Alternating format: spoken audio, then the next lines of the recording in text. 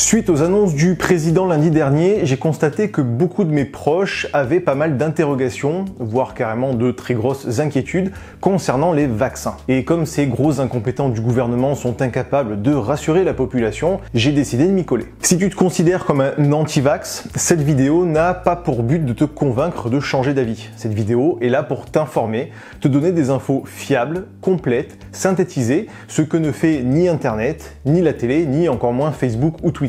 Alors, s'il te plaît, avant de gueuler, de crier au complot, je te demande 20 minutes de ton temps, ou la durée de la vidéo, je la connais pas encore. Tout est chapitré, tu peux aller directement d'un endroit à l'autre, il y a les différents compartiments. Je ne fais que donner des informations factuelles, vérifiables et cohérentes. Libre à toi de les remettre en doute de manière argumentée et sourcée, mais il n'y a pas d'avis dans mes propos. C'est juste la réalité que j'expose. Tu as également tout à fait le droit de remettre en cause la légitimité à la fois de ma démarche.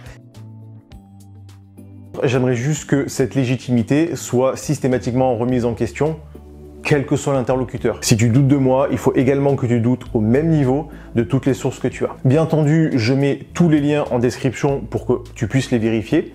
Ce sont des données accessibles à tous, il n'y a pas de complot, il n'y a pas de trucs cachés. Chacun peut les analyser, les contester très facilement. Et à la fin de la vidéo, tu seras bien entendu toujours libre de faire ton choix. Mais moi, je veux être sûr que tu aies les bonnes informations pour le faire, ce choix.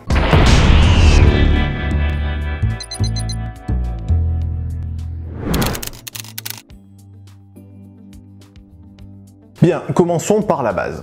Pourquoi les vaccins? Prenons un exemple tout bête. Tu te balades dans la rue et un fada t'attaque au couteau. Ça, c'est le virus. Là, tu as le choix entre te faire agresser en espérant que ça se passe pas trop mal pour ton cul, ou apprendre à te défendre contre ce genre d'attaque. Dans le premier cas, l'agresseur peut soit te rater, soit te blesser, soit plus grave encore. Tu te fais bien agresser, mais selon tout un tas de facteurs, ta condition physique, tes réflexes, ton expérience, etc., tu vas pouvoir plus ou moins te défendre. Si jamais tu es touché, une égratignure ou direct un coup de schlass dans la bidoche, on peut te soigner. Tu peux bénéficier d'un traitement administré dès la blessure si tu as la chance d'être pris en charge très tôt. Tu peux finir en réa où on va te rafistoler, mais dans tous les cas, tu es blessé et ton corps va devoir se réparer. Ça va laisser des marques. Tu peux aussi, bien entendu, ne pas te faire agresser. Par contre, une fois sur le moment, c'est trop tard pour te poser la question. Autre solution, apprendre à te défendre contre ce genre d'attaque. Prendre des cours de self-défense. Ça, c'est le vaccin. Ça n'empêche toujours pas l'agression, mais la probabilité que tu sois blessé diminue drastiquement. Au lieu de devoir guérir, tu vas tout simplement éviter la blessure. Autre avantage, en esquivant l'attaque, tu vas aussi pouvoir neutraliser l'agresseur, ce qui empêchera d'attaquer d'autres gens qui ne savent pas se défendre. La série d'agressions va diminuer. Par contre, parce qu'il y a toujours un revers, on vit pas chez les licornes, l'apprentissage des cours de self-défense, ça fait mal. Tu peux choper des courbatures, des contusions, voire te prendre un gros cocard, mais entre ça et te faire tailler le gras du cul, je pense que le choix est vite fait. Donc l'agresseur, c'est le virus, le traitement, c'est les soignants et ton séjour à l'hôpital, et les cours de self-défense, c'est le vaccin. Enfin, c'est un petit aperçu, j'espère que c'est plus clair pour te représenter un petit peu la situation. Très vite fait, pour comprendre ce qu'on combat, un virus, c'est du matériel génétique enveloppé dans une boule de gras recouvert de protéines. C'est plus complexe que ça, mais je rentre pas dans le détail. Ces protéines, ce sont des sortes de petites briques qui vont venir se coller à des briques jumelles dans notre corps. Alors, pas vraiment jumelles, mais en tout cas qui s'emboîtent. À chaque organe, ces briques spécifiques. Certains virus vont circuler dans ton corps sans rien trouver où s'accrocher, d'autres vont se fixer dans tes poumons, etc. Le SARS-CoV-2, il est compatible avec des protéines de nos poumons, donc. Et une fois fixé, le virus va pouvoir diffuser son code génétique qui va attaquer ton corps, se répliquer et te faire cracher des glaires. Donc pour combattre cet ennemi invisible, on va soit traiter l'infection avec des médocs, le corps va monter en température pour tuer le virus qui n'aime pas trop la chaleur, etc. Mais le mal est fait et on se retrouve à se défendre comme on peut. Soit on va attaquer ce petit enculé avant qu'il puisse venir squatter le temple sacré qu'est ton corps. Et pour ça, il faut apprendre à ton corps à reconnaître les protéines à la surface du virus très rapidement, avant qu'il vienne te faire un câlin. C'est le rôle des vaccins, qui te protègent avant l'infection. Ce qui est bien mieux pour ton corps, comme éviter une attaque au couteau plutôt que d'être recousu. Un vaccin classique, ceux d'avant, on va t'injecter un virus inactivé, c'est-à-dire juste la poche de protéines qui va venir tapisser tes bronches, mais sans le code génétique qui va te faire tousser. Le corps va quand même prendre ça pour une agression, tu vas avoir de la fièvre, tout pareil, mais il va apprendre à reconnaître rapidement les briques. Donc le jour où tu chopes le vrai virus, ton corps va le repérer direct à la douane, lui taser la gueule et il n'aura pas le temps d'agir. C'est comme si tu t'entraînais à combattre un adversaire avec un couteau en plastique. L'attaque sera la même, mais avec des conséquences bien moins graves, et tu pourras te défendre ensuite contre une vraie attaque mortelle, avec les mêmes mouvements, la même dynamique, les mêmes réflexes, sans te faire toucher par quelque chose de vraiment mortel, pas cette merde. Et dans le cas du Pfizer, ce qu'il y a dedans, c'est très simple, c'est marqué dessus. Ce sont des brins d'ARN enveloppés dans une boule de graisse. Nos cellules sont elles-mêmes enveloppées dans cette même couche de gras. Il y a plusieurs molécules, dont la fameuse molécule que tu connais très bien, le cholestérol. L'ARN, découvert en 1961 par François Jacob et Jacques Monod à l'Institut Pasteur, qui leur vaudront le prix Nobel en 65, c'est une information moléculaire, un bout de code, un peu comme un programme informatique, qui va venir directement fabriquer une partie de la protéine qui enveloppe le virus qui nous les brise depuis 18 mois. Enfin, la petite brique qui va venir s'accrocher à une des protéines de notre corps, c'est ça que l'ARN va venir fabriquer. Donc au lieu d'apprendre à reconnaître cette protéine nouvelle à partir d'un virus inactivé, on va juste envoyer une information au corps pour qu'il fabrique uniquement cette protéine et ensuite il apprend à la combattre tout pareil. Donc on oublie toute la partie virus, dégueulasse, gène, etc. On a juste le petit bout de truc qui va venir s'accrocher chez nous. Et c'est absolument génialissime.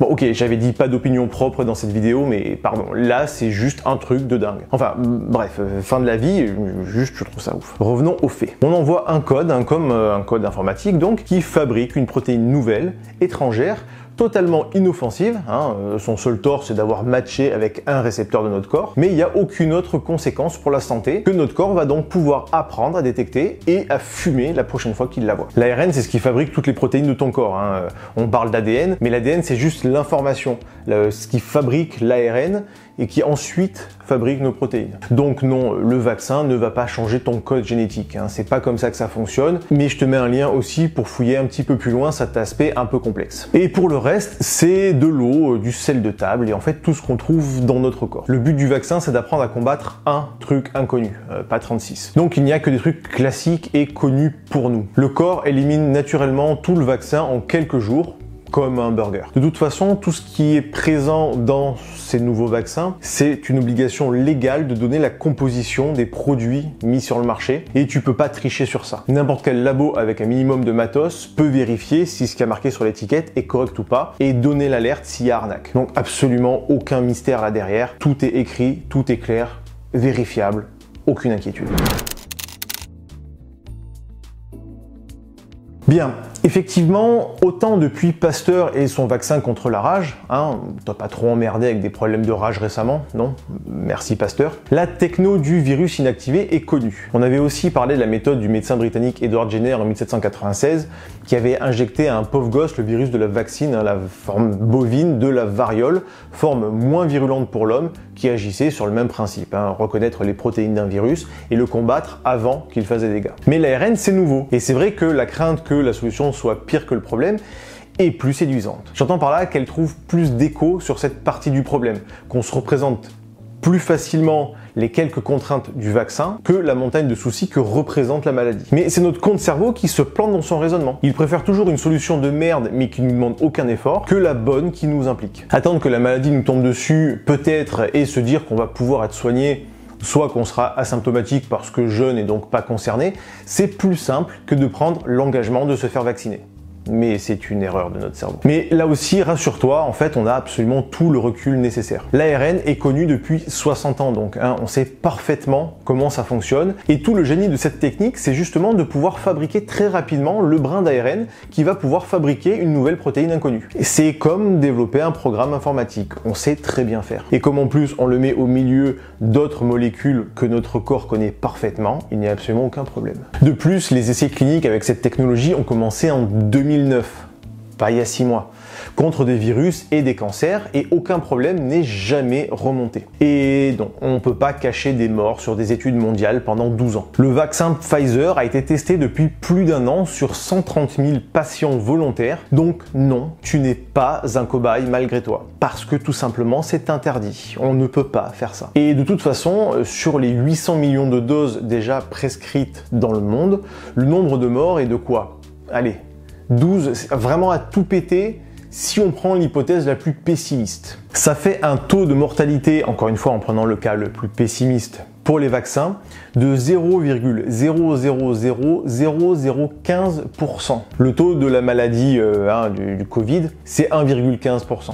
Non, pas les 0,005, non, pareil, lien en description, c'est de la foutaise. C'est 1,15% chez nous. Donc, les risques liés au vaccin sont environ 750 millions de fois moindres que la maladie. Prenons un exemple. Le vaccin, c'est une autoroute. Quand tu prends ta voiture pour aller sur l'autoroute, tu as potentiellement un risque d'accident mortel. Il se peut effectivement que tu n'arrives jamais à destination. Mais autour de l'autoroute, ça c'est le Covid, tu as un champ de mine. Tu préfères quoi? Risquer potentiellement ta vie dans un accident de voiture? Bon, je pense que tu as suffisamment pris l'autoroute et puis que ça t'est jamais arrivé. En tout cas, si tu es toujours là, c'est qu'a priori c'était pas mortel. Ou marcher sur le bord de l'autoroute au milieu d'un champ de mine. C'est à peu près le même risque entre le vaccin et la maladie. Mais ok, admettons qu'on choisisse la maladie. Parlons de la chloroquine, parce que ça va forcément arriver dans les commentaires. Non, la chloroquine ne fonctionne pas, n'a jamais fonctionné. Encore une fois, le lien en description, ça n'a jamais fonctionné. Même des gens qui prenaient un traitement de fond à la chloroquine pour d'autres pathologies sont quand même tombés malades, tout pareil, ont guéri dans le même temps que les autres qui n'ont pas eu de traitement. Et de toute façon, on l'a déjà dit et redit, c'est quand même infiniment mieux de ne pas tomber malade que de devoir guérir d'un truc qu'on aurait pu éviter, quel que soit le produit miracle derrière. Sans oublier un autre truc très important, un vaccin, c'est quelques microgrammes de protéines éliminées par le corps. Un médicament, c'est la prise régulière et prolongée de molécules plus ou moins nocives pour ton corps, et comme c'est la dose qui fait le poison, si t'es pas à l'aise avec ça, vidéo complète là avant de venir pester. Le principe reste totalement inchangé même après avoir vu le documentaire d'Arte. Le vaccin est là aussi largement préférable. T'as bien compris que les techniques entre le vaccin et le médicament n'avaient strictement rien à voir. Les effets sur le corps ne sont absolument pas les mêmes. Surtout quand on me dit je préfère la chloroquine, médoc aux effets indésirables connus et aux résultats plus qu'aléatoires, à un vaccin vérifié sûr, j'avoue je tique un peu.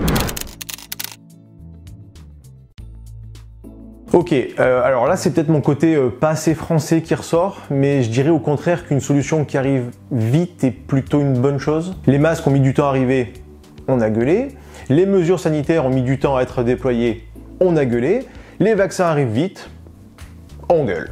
Ok. Et pourquoi il est arrivé vite? Alors déjà, comme j'ai expliqué, la technique de l'ARN permet de développer un truc rapidement. Ensuite, le souci pour développer les autres vaccins sont le pognon, et les sujets à étudier. Là, les États, nos impôts, nous, on a investi massivement dans ces recherches, donc pas de problème de pognon. Et niveau sujet à étudier, dans une pandémie mondiale, c'est franchement pas ce qui manque. Des jeunes, des vieux, tout type de maladies annexes, il y a qu'à se baisser pour choisir. Demain, tu veux faire un vaccin contre les chansons de Francis Lalanne, déjà va falloir trouver du pognon, alors que tout le monde s'en carre la nouille, et puis va falloir trouver des fans à guérir. Si t'en trouves 2 à tout péter, c'est déjà un petit miracle en soi, Et donc ça prendra des années pour le faire valider. Là, tout était réuni pour que ça aille très vite. Dernier point, la concurrence. Toutes les équipes au garde à vous, ça vous motive les troupes pour être le premier à trouver la solution à un problème mondial.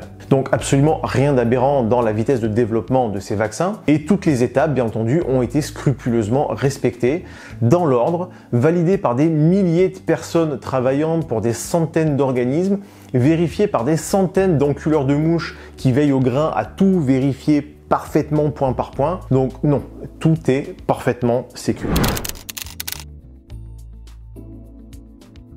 Autre très grosse inquiétude, les effets à long terme. Bon, il n'y a pas d'exemple dans l'histoire de vaccins ayant causé des trucs à long terme. Des médicaments, oui, attention, on ne parle pas des scandales, etc. Il y en a, ça existe, et pas du tout du complot, Big Pharma, machin. Ok. De toute façon, c'est la dose qui fait le poison, on a déjà parlé. La prise régulière et répétée d'un poison n'est jamais anodine, mais les vaccins, non. Par contre, des dizaines de maladies ont disparu grâce aux vaccins. La polio, la rougeole, la variole. Pareil, tu t'es pas trop inquiété de ces saloperies récemment? Non, merci les vaccins. De quoi? L'autisme? Ouais, ok, non, totalement faux. Alors, déjà, en fait, il s'agissait d'une étude, une seule étude, parue en 98 dans le Lancet, sur 12 bébés seulement, donc absolument pas recevable, et qui a été maintes et maintes fois démontée depuis. Encore une fois, si tu doutes de ma légitimité à parler de ça, tu dois exercer exactement les mêmes doutes sur ce genre d'études. Une étude qui dit un truc une fois n'est pas la vérité, surtout quand elle est démontée dans tous les sens derrière. Donc non, ni autisme, ni rien. Et j'insiste vraiment sur ce point, puisque c'est valable pour tout un tas de domaines. Découvrir un sujet sur lequel tu ignores tout, à moins de fabriquer toi-même les vaccins, tu n'as aucune connaissance sur le merdier, sur la base d'informations aussi sensationnelles que les vaccins causent l'autisme, ça te fait un nœud au cerveau direct. Mais il faut absolument que tu arrives à faire la part des choses et arrêter de croire à ce genre de mensonges quand tout indique que c'est faux. Je sais que c'est pénible pour le cerveau de pouvoir admettre qu'on s'est trompé, surtout sur quelque chose d'aussi sensationnel. Je te renvoie vers cette vidéo. Mais tu as le droit de te tromper, tu as le droit de croire des trucs faux, ce n'est pas grave. Mais si tu doutes de la version officielle, de ma version, de ce que je vais mettre dans les liens et de tout le reste, tu dois douter de ce genre d'informations exactement de la même manière.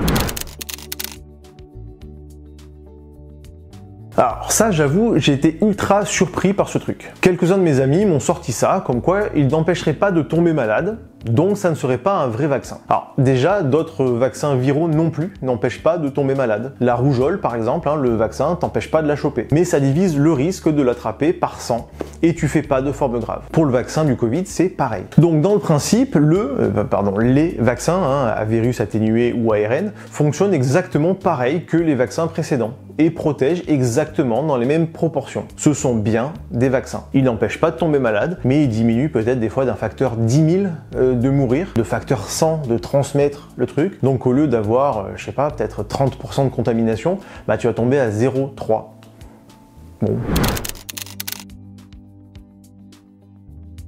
Bon, perso, je trouve ce raisonnement assez égoïste. Le côté « je préfère que les autres crèvent, je vaux mieux qu'eux » me dérange un petit peu. Mais bon, ça c'est mon opinion personnelle, on va dire. On va rester factuel. Pour reprendre l'exemple de notre agresseur. Si la couverture vaccinale n'est pas suffisante, si on peut se faire attaquer sans le neutraliser, il va continuer à se propager partout, à attaquer d'autres personnes. Ok, tu trouves pas ça si grave que ça parce qu'il y a une chance infime que tu te fasses agresser.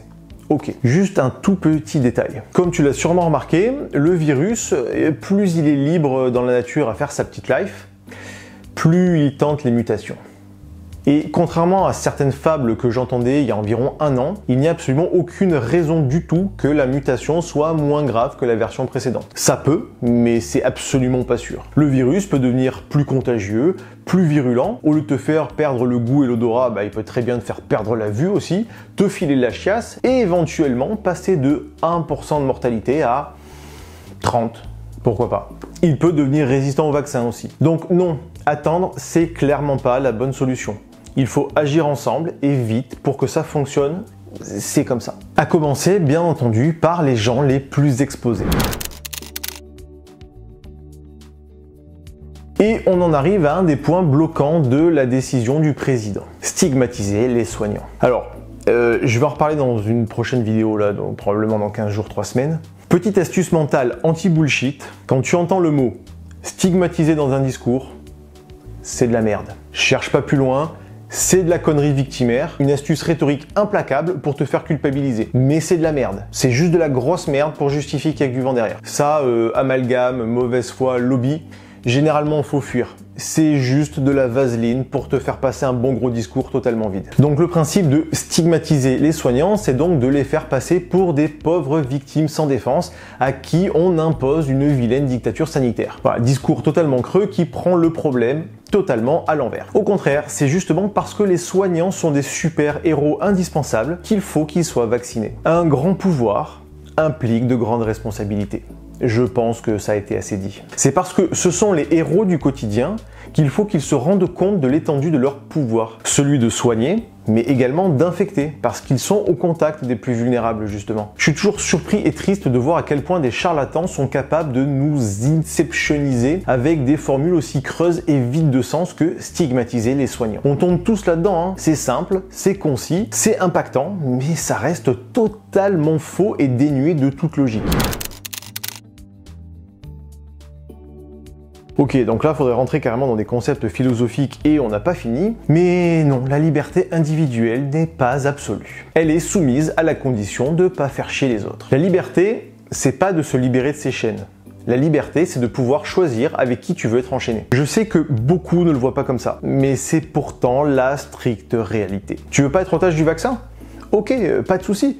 Tu seras otage de la maladie et de ses conséquences. Pour toi ou pour tes proches, même jeunes, parce que non, c'est pas uniquement une maladie de Vioque. Je veux vraiment que ce soit clair, hein. Tu ne peux pas être totalement libre, ce n'est pas possible. Et actuellement, ta liberté n'est absolument pas entravée. On te laisse le choix entre une chaîne ou une autre, avec la volonté du gouvernement de te faire choisir la chaîne qu'il estime être la plus bénéfique pour le plus grand nombre. Bon, alors, il l'estime, mais les scientifiques aussi l'estiment, hein. C'est pas une décision politique, sinon je l'aurais combattu tout pareil. Là, il y a quand même une base scientifique. Mais j'insiste vraiment, hein, la liberté, ce n'est pas faire comme tu veux, c'est choisir entre deux systèmes avec ses avantages et ses inconvénients. Certains systèmes sont plus individualistes, ça n'a jamais donné de grands résultats, et d'autres sont plus sociétaux, plus contraignants à notre échelle individuelle, mais c'est ça la liberté. Choisir entre apprendre à te défendre contre un nouvel agresseur ou attendre qu'il te tombe sur la courge en espérant que tu seras épargné. Si tu es libre de rentrer chez toi en vie après avoir récupéré tes gamins à l'école, c'est parce que les automobilistes sont contraints de rouler à 50,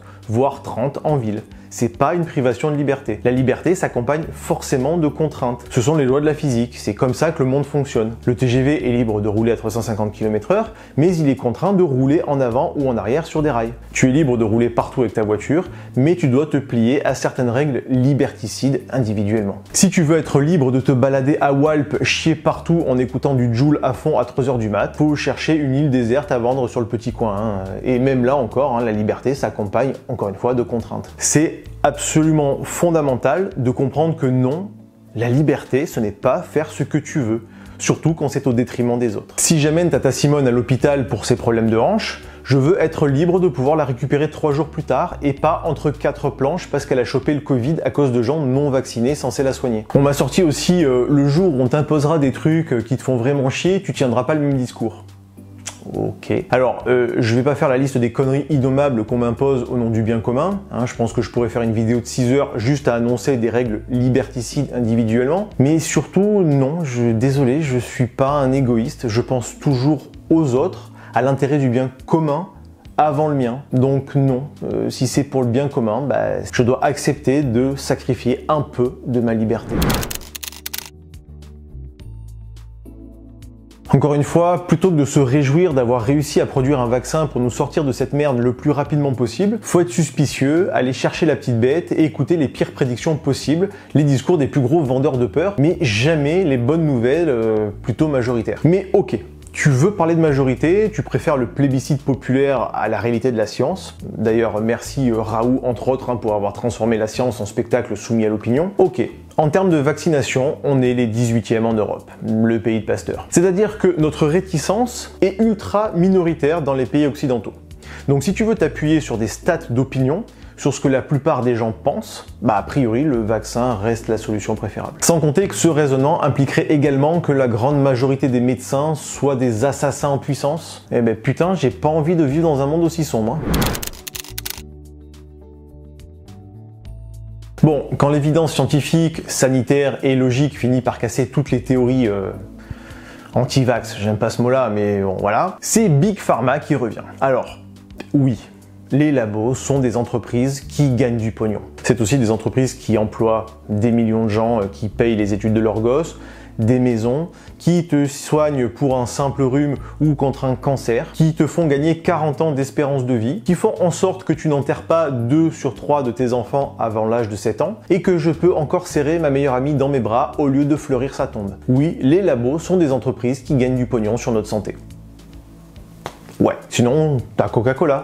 Eux aussi, ils gagnent du pognon, mais pour te la détruire. Les cigarettiers, les fabricants de bagnoles, producteurs de pétrole. Si tu vas vraiment au bout de ton raisonnement, oublie toute notion de consommation. Et si jamais tu veux gueuler contre Big Pharma face à moi, évite de le faire avec une canette de coca dans une main et une clope dans l'autre. Ça m'est arrivé.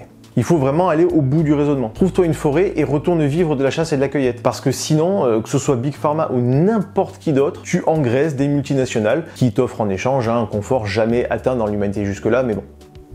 Autre sujet. Développer un médicament coûte environ 1 milliard d'euros. Et oui, il faut qu'il gagne du pognon derrière. Tu es libre de faire ce que tu veux par rapport au vaccin, mais tes choix ont des conséquences et tu dois les accepter. Tu peux choisir de dire non, Et c'est normal qu'il y ait des conséquences à ce refus. Par contre, je te pose la question. Pourquoi? Parce que c'est dangereux? On a vu que non. Tu veux pas être un cobaye? C'est pas le cas. Lien en description pour plus de précisions vraiment détaillées. C'est pas un vaccin? Si, totalement, dans sa définition, sa protection. On peut continuer à tomber malade et à transmettre la maladie? Oui, mais au lieu de le faire, on va dire une fois sur 1000, tu vas le faire une fois sur 10 millions. Encore une fois, le rapport est quand même assez évident. On ne sait pas ce qu'il y a dedans. Si, également, c'est disponible partout sur internet, c'est marqué sur l'étiquette et c'est disponible, encore une fois, en description. Parce que tu veux pas qu'on t'impose des trucs? Ok, j'entends parfaitement, hein, ma vie entière, j'ai refusé les ordres de l'autorité, c'est pas moi qui vais te blâmer pour ça. Mais tu veux vraiment sacrifier ta santé et celle de ta famille par simple esprit de rébellion? Pareil, tu vas refuser de respecter le code de la route parce que Macron l'impose aussi? Oublie Macron. Macron n'existe pas. C'est juste une marionnette qui est là maintenant, et si c'était pas lui, ça serait un autre. La science s'en bat la race si c'est pas ton champion qui a gagné aux dernières élections. La politique, c'est l'inverse de la science. Opposer Macron à une décision scientifique n'a absolument aucun sens. T'as voté Marine, Jean-Luc? S'ils avaient dit la même chose, tu aurais accepté de te faire vacciner? Parce que oui, ils auraient dit la même chose. Eux, ils s'en foutent de la vérité. Ils ont d'autres intérêts. Et là, l'intérêt, c'est de relever la France. Et de sortir de cette merde. Et on ne s'en sortira pas en laissant pisser. Même si t'as envie de le croire. Je pense que t'es bien conscient que de toute façon, t'as pas forcément plus de réponses que les gens dont c'est le métier des femmes et des hommes comme toi et moi, qui bossent honnêtement et qui veulent juste t'aider à nous protéger tous. La méthode de Macron n'était pas la bonne. On est d'accord. Mais force est de constater que ça a mieux marché que n'importe quelle campagne plus soft. T'as été piqué dans ton ego?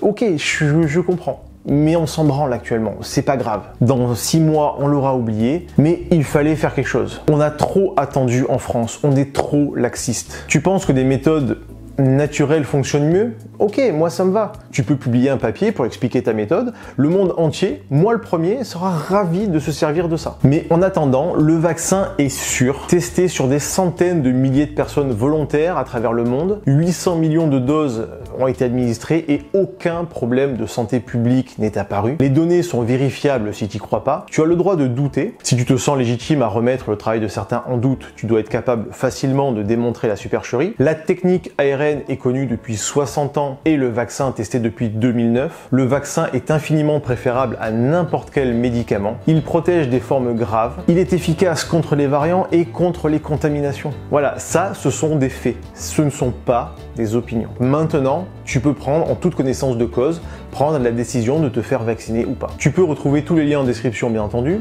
On peut en débattre dans les commentaires, cordialement. N'hésite pas à poser des questions sur des sujets que j'ai pas abordés ou à éclaircir. Ne mets pas de lien directement, YouTube les fait sauter, donc voilà. Tu peux juste mettre genre le lien et puis tu vires le point de .com. Voilà. Ce sera un peu galère, mais bon, on y arrivera. Bien entendu, tout message asséné avec les 2 pieds en avant pour défendre une théorie fausse recevra une réponse en double mawashigiri dans ta tronche. C'est toi qui poses les bases, pas moi. Je mets tout en haut de la description le lien d'un compte Instagram incroyable d'une virologue qui explique tout ce bordel avec plein de dessins, de schémas et de sources détaillées. Une mine d'informations absolument indispensable pour fuir les charlots qui veulent te vendre de la merde. Prends soin de toi.